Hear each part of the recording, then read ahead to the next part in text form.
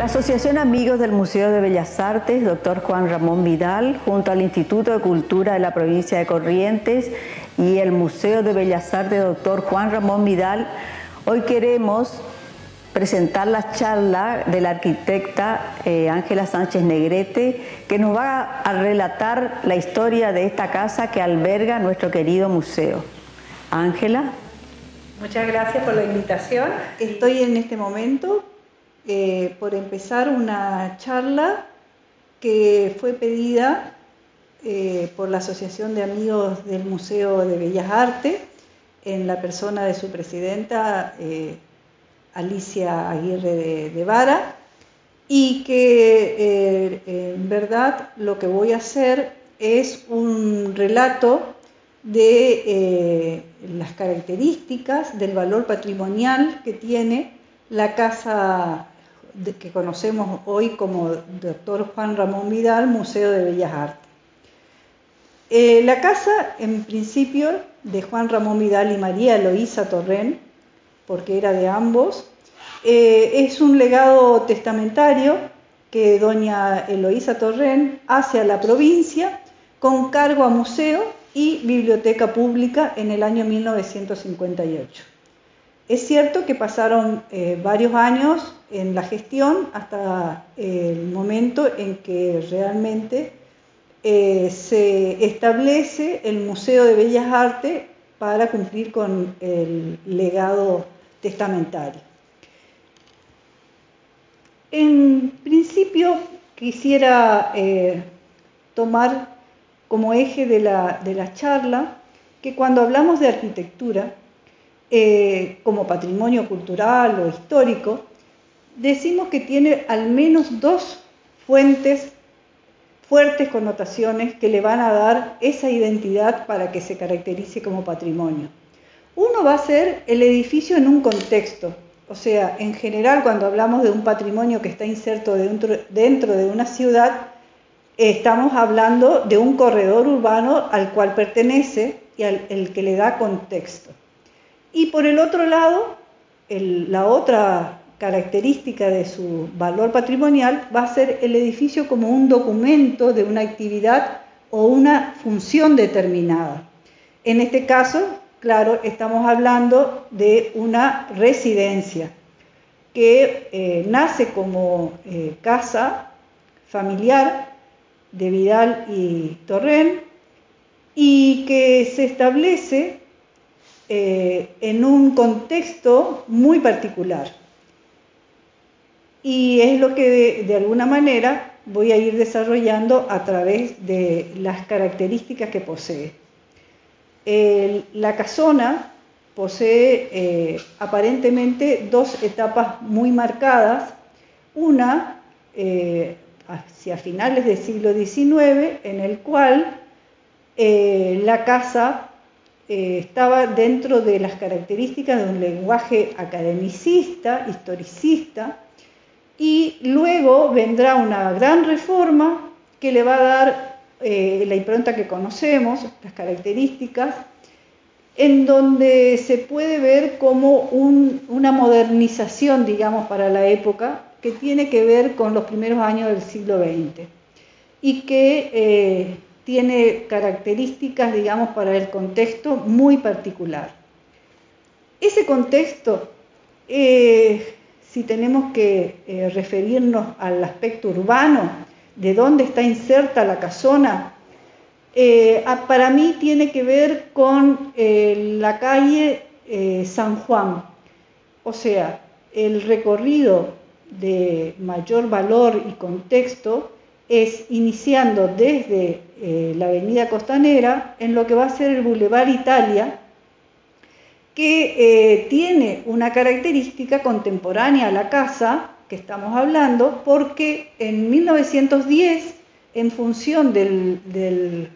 regalo que hace la comunidad italiana a la ciudad por el centenario de la independencia,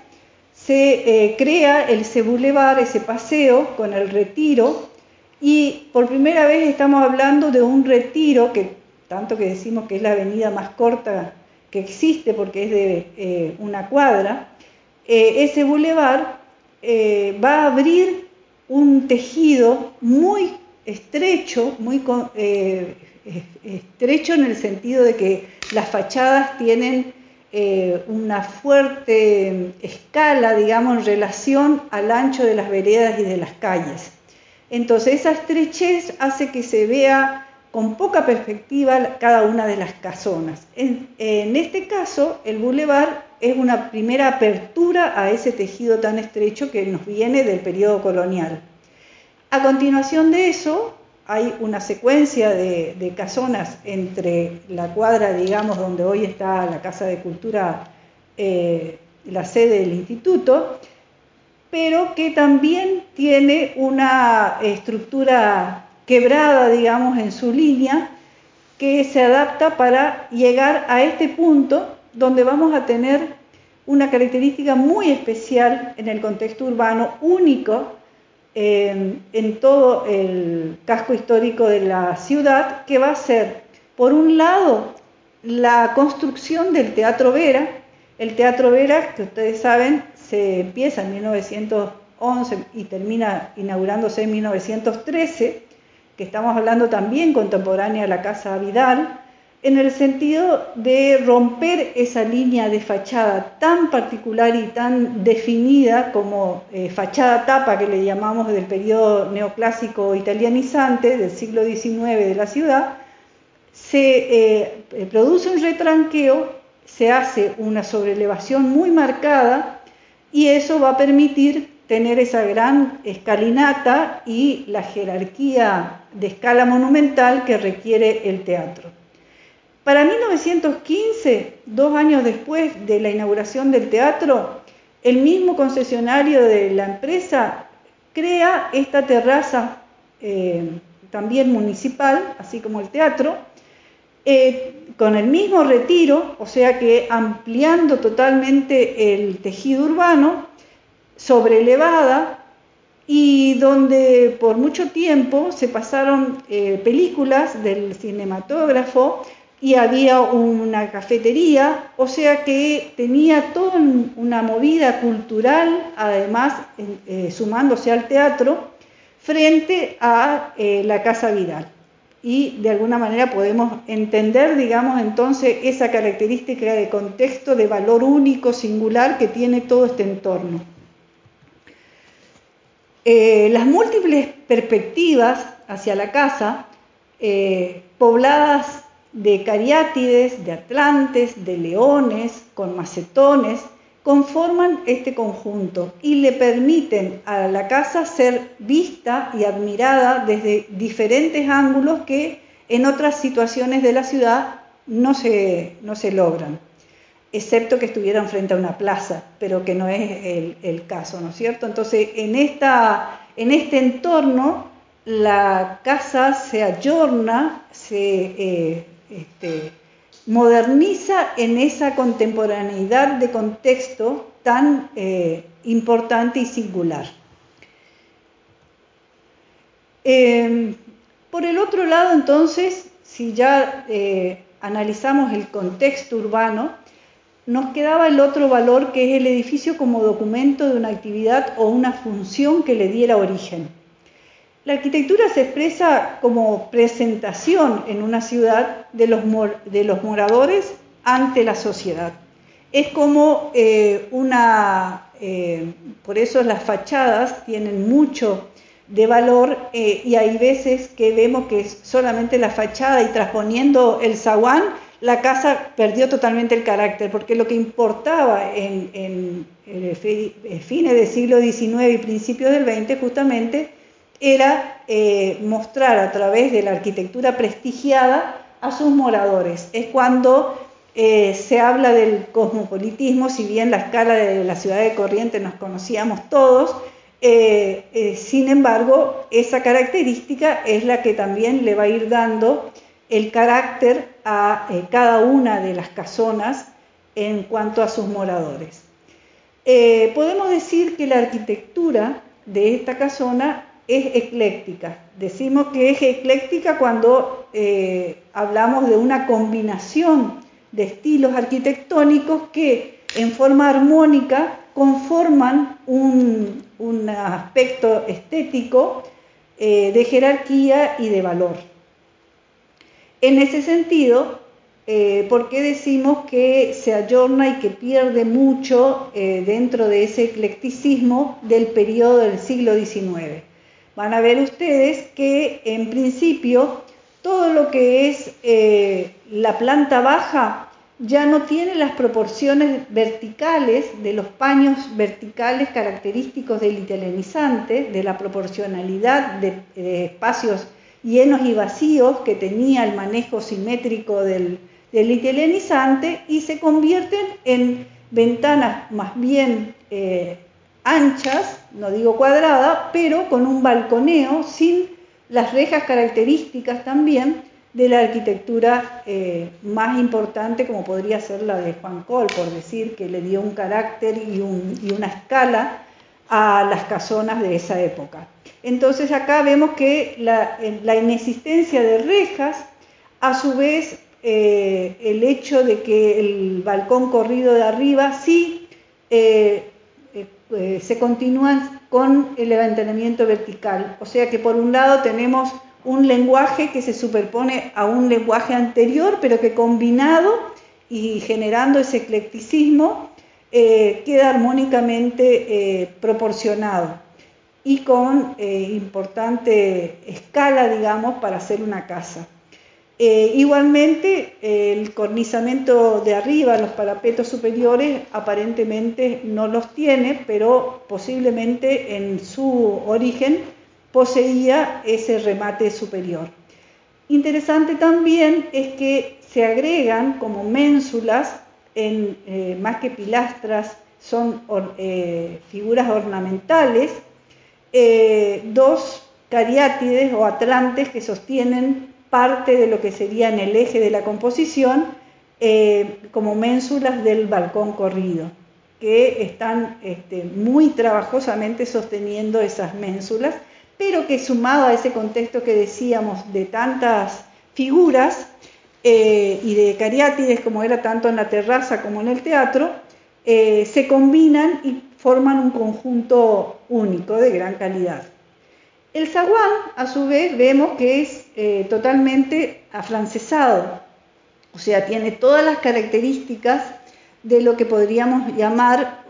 un revestimiento, con los tableros, los detalles ornamentales y la gran desarrollo artístico, digamos, en cuanto a el cielo raso, con yeso y estuco, formando figuras de casetonados que dan toda la característica de ese afrancesamiento de los espacios. Terminando en una puerta intermedia del zaguán, acristalada, de muy buena calidad y factura, propia más del Art Nouveau que del mismo francés. O sea, ya estamos hablando de tres estilos superpuestos, porque en esos elementos que se van agregando, van apareciendo, surgiendo, que se compraban incluso por catálogos. Lamentablemente no tengo el dato del profesional que trabajó en esta obra de remozamiento. Podríamos pensar que pudiera ser, igual que en el teatro estaba trabajando esos años, Milanese o Casanova, o sea, son los profesionales italianos y españoles que estaban trabajando en esa época en la ciudad. Desde 1900 a 1940, el matrimonio mantuvo abierta la casa, por ser la residencia familiar, por supuesto, pero además ser escritorio político de Juan Ramón Vidal, y si bien no tan conocido, también fue sede de tantas comisiones y grupos liderados por doña Eloísa Torrent. O sea que la casa tuvo una participación a la comunidad, a la sociedad, y fueron pocas las personas que no pasaron en alguna oportunidad por esa casa. En estas imágenes nada más que traigo el 1940 como referencia, cuando se hace la exhumación de los restos de Juan Ramón Vidal traídos que había fallecido en Buenos Aires, se lo trae por tren y después se hace una gran caravana, digamos, para llevarlo hasta su destino final, digamos, en el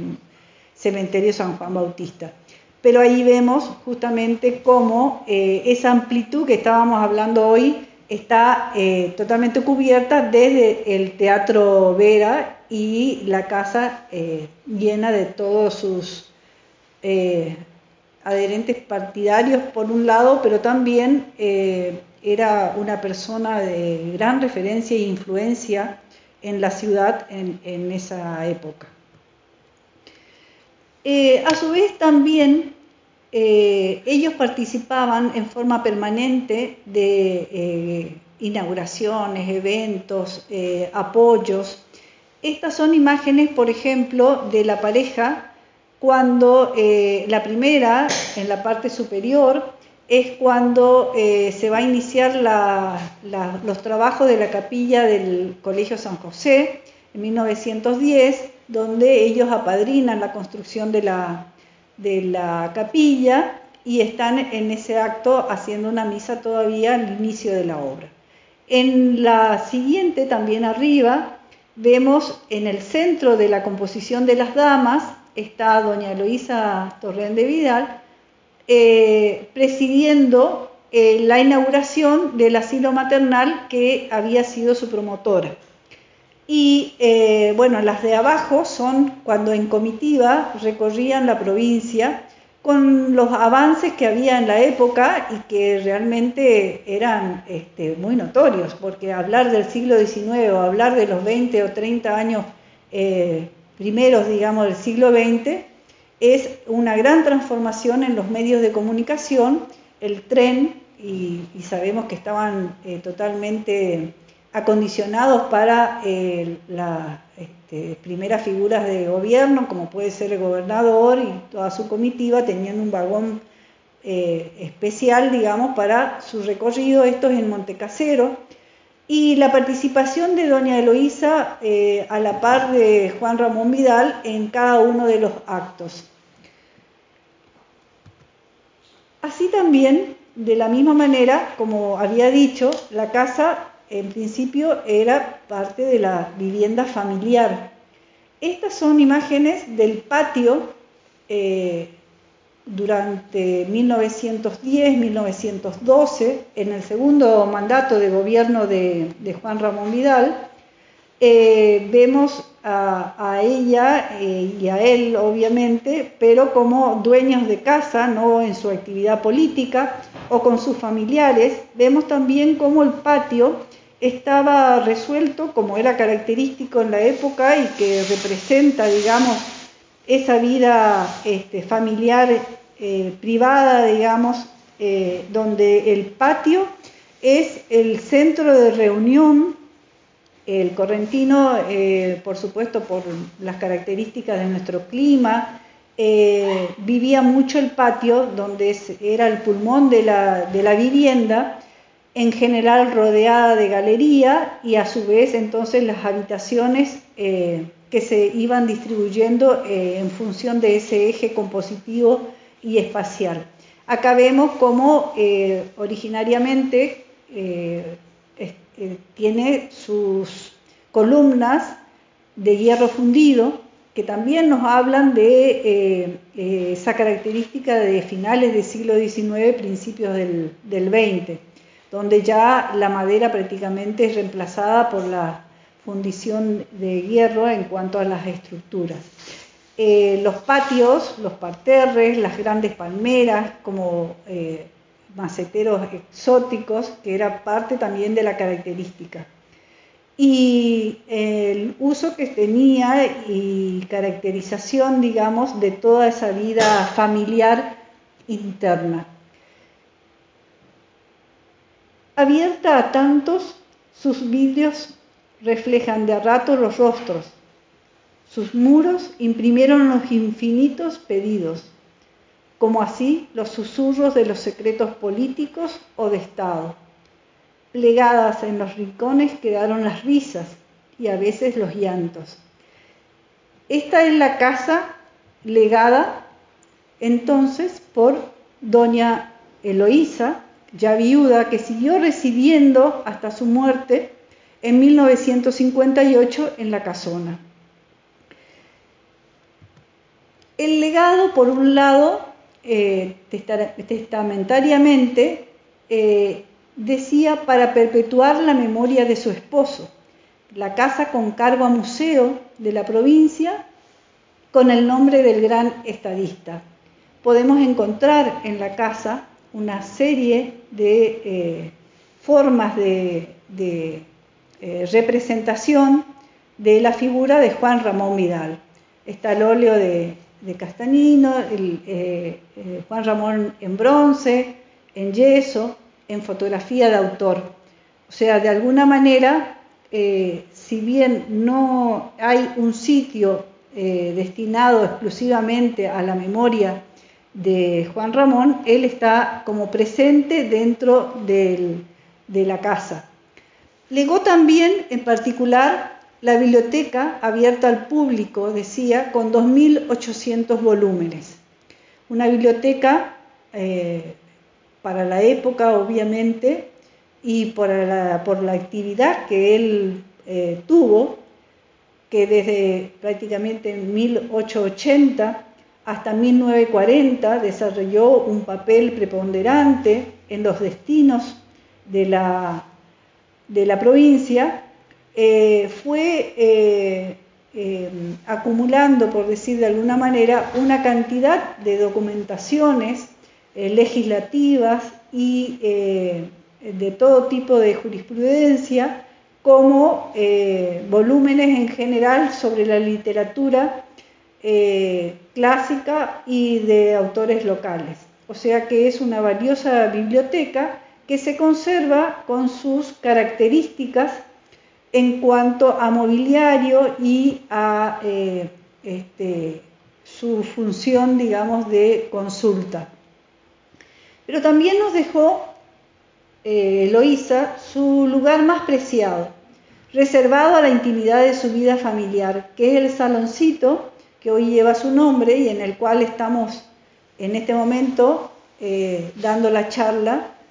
que se utiliza para conferencias y para reuniones y que posee la boiserie en parte y el detalle también de tipo corte francés, digamos, igual que los salones sobre la calle,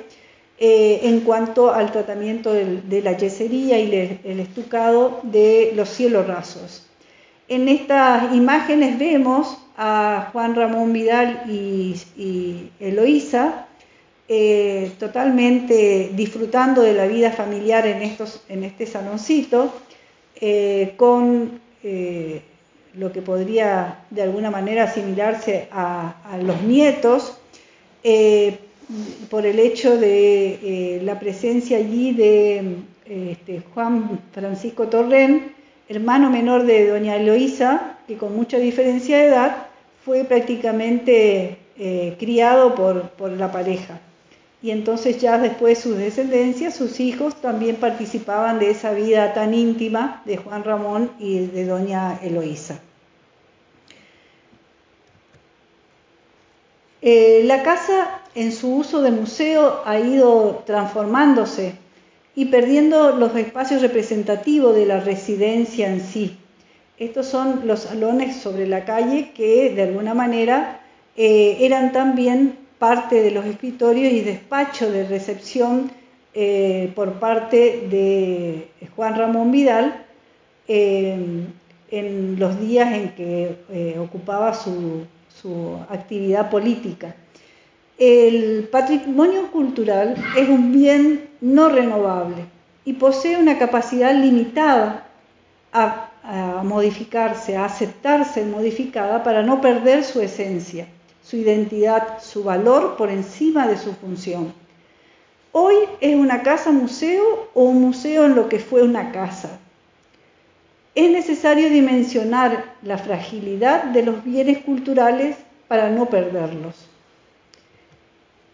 En ese sentido, el doctor Juan Ramón Vidal, 2 veces gobernador, senador nacional, presidente de su partido, o sea, podríamos estar destacando toda su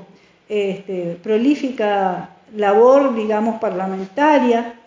y todo lo que significó en cuanto a promover el desarrollo no solo de la ciudad de Corrientes, sino también de la provincia toda. Desde la senaduría, por ejemplo, podemos decir que a partir del 2015 consiguió los fondos para que se realizara primero el puerto como defensa de la ciudad por las inundaciones y después los fondos para la expropiación y concreción real de lo que fue la avenida costanera General San Martín. O sea, todo lo que desde Buenos Aires pudo hacer por la provincia no descansó hasta lograrlo. Y así una cantidad de otros hechos que no vienen en este momento al caso, pero que existe mucha bibliografía al respecto porque es uno de los políticos también bastante estudiado. Sin embargo, detrás de cada gran hombre hay una gran mujer, y en este caso no es un cliché, sino un acerto. Eloísa Torrent ha sido una gran mujer, en lo familiar como en la actividad pública, a través de acciones y actitudes de servicio permanente a la comunidad que son poco conocidas o valoradas. En la casa solamente hay un único retrato en existencia y es nada más que de su rostro. Algunos datos que se han podido recoger, hay poco trabajo publicado,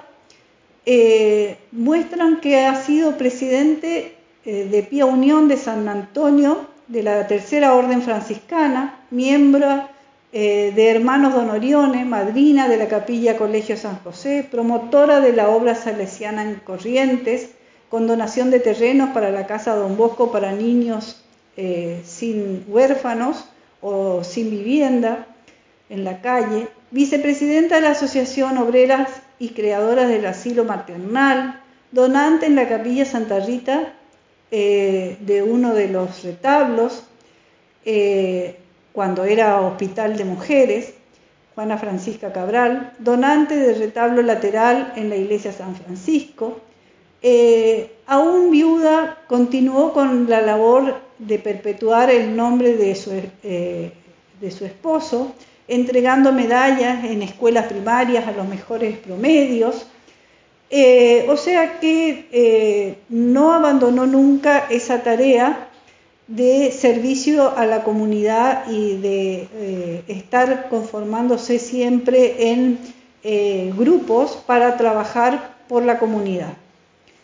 Las referencias que yo tomé fueron de Benjamín Serrano en la guía de 1910, la obra de Díaz Ulloque Fernando, como yo las conocí, de 1980, donde realmente hay una descripción de las características por allí, no tanto en cuanto al servicio público comunitario de ella, sino en el seno de su hogar, de las reuniones y de las características tan de una persona generosa. También la obra de Scaramelini y Francisco, que en su libro Tres familias correntinas, y reseñas que hemos recopilado de María Adela Torrent, del diario Litoral de 2013, relatos de Mariana Eloísa Figueredo Torrent para esta charla, como también fotos acercadas por Fernando González Ascuaga. Todo desde ya, por supuesto, que agradezco por toda su ocupación para el tema, a Alicia Aguirre de Vara, que es presidente de la Asociación Amigas del Museo de Bellas Artes, y que le agradezco también la oportunidad de poder profundizar en el valor patrimonial de esta casona, que es referente por la actividad que ella tan bien apoya, digamos, desde el grupo de la Asociación Amigos del Museo de Bellas Artes. Muchas gracias.